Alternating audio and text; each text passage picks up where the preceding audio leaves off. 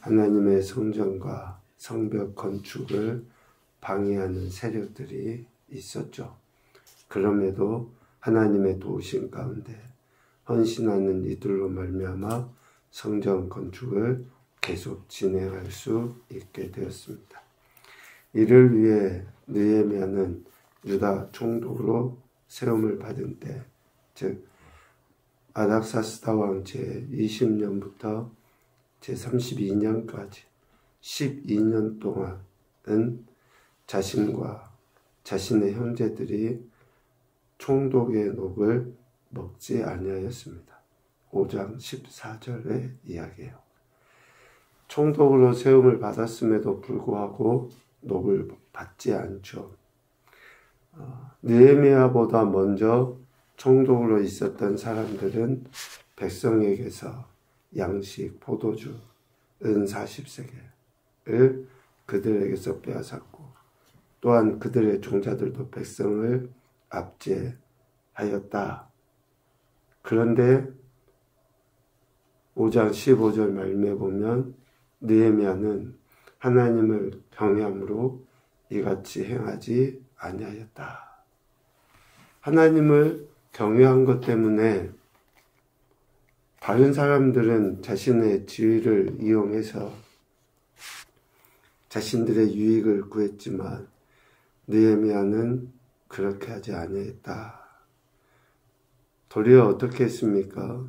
5장 16절부터 18절까지 말씀해 보면 성벽 공사에 힘을 다하며 땅을 사지 아니하였고 자신의 모든 종자들도 모여서 일을 하였고 또 유다 사람들과 민장들 150명을 포함한 많은 사람들과 매일 소 1마리와 살찐양 6마리를 준비하고 닭도 많이 준비하고 열흘에 한 번씩은 각종 포도주를 갖춰서 상을 차렸다. 총독의 녹을 요구하지 않은 그러한 이유, 그리고 또 되려 자신의 소유물을 이렇게 많은 백성들을 위해서 내어준 것은 백성들의 부역이 중하였기 때문이다. 라고 18절 말미에 이야기해요. 하나님의 성전 건축이 얼마나 힘들고 어려운 일이며 또 백성들이 고생하고 있는지 알기 때문에 총독의 녹을 요구하지 아니할 뿐 아니라 되려 자신에게 있는 것을 가지고 백성들을 섬기는, 하나님을 경외한다고 하는 것이 단순한 감정의 문제가 아니라 하나님의 백성들을 대하는 애민이라고 하죠. 그런 애틋한 사랑의 마음으로 나타난 거죠. 그래서 이전에 총독들이 녹을 받는 것뿐만 아니라 백성들의 것을 빼앗아서 자신들의 것으로 삼으려 했던 것과는 달리 오히려 자신의 소유를 통해서 백성을 섬기는 것으로 나타나 보이기까지 한 거죠. 하나님을 경외하는 것은 이렇게 실제적인 하나님의 말씀에 대한 순종의 태도, 또 관계성에 있는 사람들에 대한 바른 자세들을 가지고 하나님을 경외한다 라고 하는 것을 아는 거예요. 단순히 예배드리는 그러한 한 가지의 행동의 문제가 아니라 당연히 그것도 중요하죠. 예배드리는 것도. 그러나 그것이 얼마나 실제 삶의 현장에서 관계 안에서 구체적으로 표현되느냐에 의해 하나님을 경외하는지 안 하는지 아는 거죠. 우리 스스로도 그렇지만 우리가 다른 사람을 볼 때도 예배 드리는 것과 관계 안에 있는 사람들을 대하는 것을 통해서 저가 얼마나 하나님을 경외하는지를 아는 거예요. 아는 거. 이렇게 느헤미야는 하나님을 경외함에 대해서 자신의 그 삶, 그리고 또 백성들을 위한 삶, 5장 19절에도 그렇게 표현하잖아요. 내 하나님이여 내가 이 백성을 위하여 행한 모든 일을 기억하사 내게 은혜를 베푸시옵소서. 그 진실된 마음으로 행한 것으로 하나님 앞에 은혜를 구하죠. 그런데 이렇게 느헤미야의 모습과는 전혀 다르게 산발랏, 도비야, 또 게셈 이런 사람들은 하나님의 성전 건축을 방해하고 느헤미야를 해하기 위한 끈질긴 그런 방해 공작을 펼칩니다. 오늘 6장 1절, 2절 전반부까지 말씀해 보면 느헤미야가 성벽을 건축하여 허물어진 틈을 남기지 아니하였다 라는 소리를 들은 산발랏, 도비야, 게셈이 나머지 다른 사람들, 즉 느헤미야의 원수들과 함께 느헤미야에게 사람을 보내요. 그래서 오노 평지에서 만나자 라고 제안을 하죠. 그런데 이 제안의 목적은 뭐예요? 왜 만나자고 하는 겁니까? 2절 하반부와 4절 전반부의 말씀을 보면 느헤미야를 반드시 죽이기 위해서 반드시 해하려는 목적을 가지고 4번이나 제안을 하는 거예요. 계속 사람을 보내서 만나자 이야기를 하는 거죠. 말씀에는 표현이 되어져 있지 않지만 4번이나 이런 제안을 했다라고 할 때는 각각의 다른 표현들이 아마 있었겠죠. 이렇게 가문이설을 한다든지 또 때로는 그냥 겁박을 한다든지 아니면 또 어떤 물질을 명예를 주겠다고 한다든지 여러 가지 행태를 가지고 느헤미야를 오노 평지로 불러내려 하는 거예요. 왜? 해하기 위해서. 죽이기. 반드시 해하기 위해서 그렇게 하려 한 것이죠. 그런데 느헤미야는 어떻습니까? 3절과 4절 하반부의 말씀을 보면 큰 역사를 중지하고 내려가지 못하겠노라 라는 말로 꼭 같이 대답을 합니다. 다양한 어떤 방법으로 느헤미야를 해하려 한다 할지라도 느헤미야는 일관되게 자신이 감당해야 될 사명, 그 일 때문에 자신은 내려가지 못하겠다라고 이야기를 해요. 이러한 느헤미야의 태도는 자신의 안전이나 또 어쩌면 개인적인 만남의 그 관계보다 하나님께서 맡기신 사명을 더 중요하게 여겼기 때문에 이런 태도를 나타내 보인 것이다 라고 할 수 있어요. 뭐가 중요한가?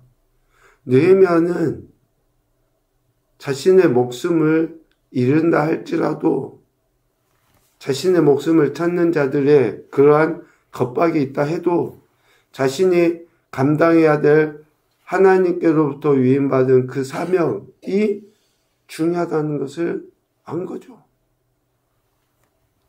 개인의 안위 보다도 하나님이 맡기신 사명이 우선인 것을 느헤미야는 이런 것들을 통해서 보입니다.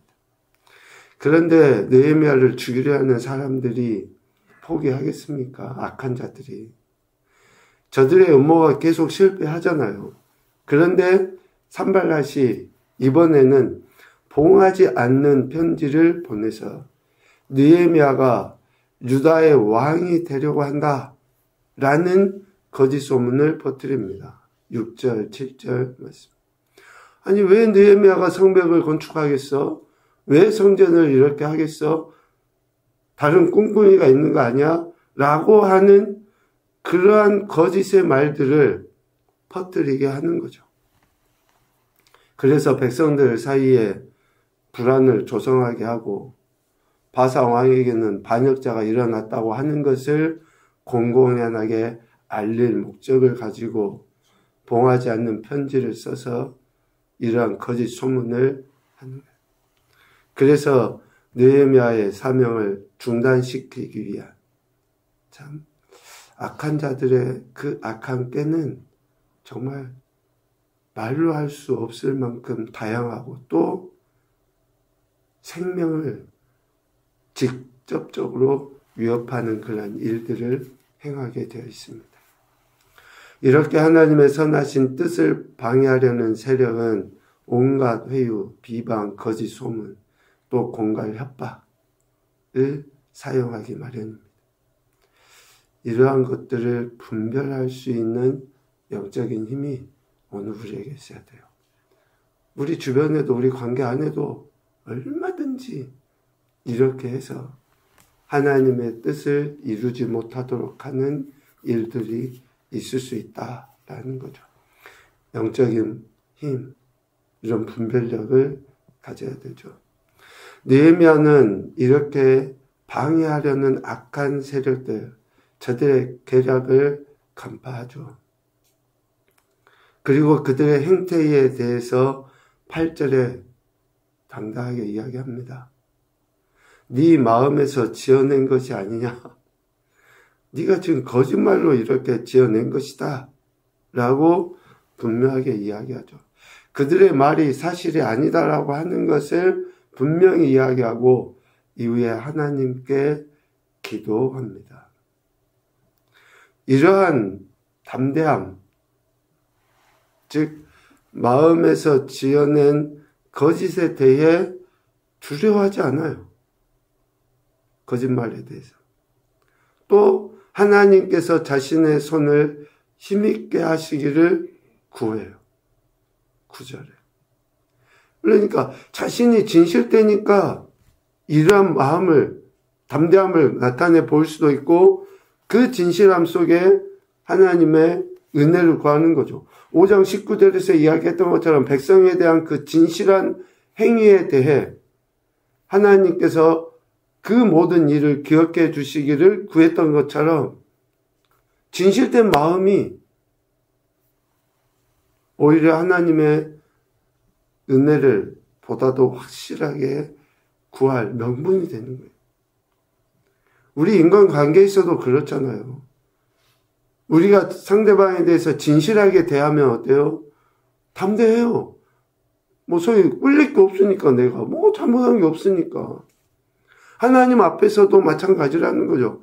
느헤미야의 백성에 대한 태도뿐만 아니라 하나님 앞에서도의 이 진실함이 저들이 거짓말로 어떻게 끓인다 할지라도 담대할 뿐만 아니라 하나님 앞에 자신의 그 결백에 의해 하나님께서 친히 보호하시고 인도해 주실 것을 확신하며 기도할 수 있게 되는 거죠.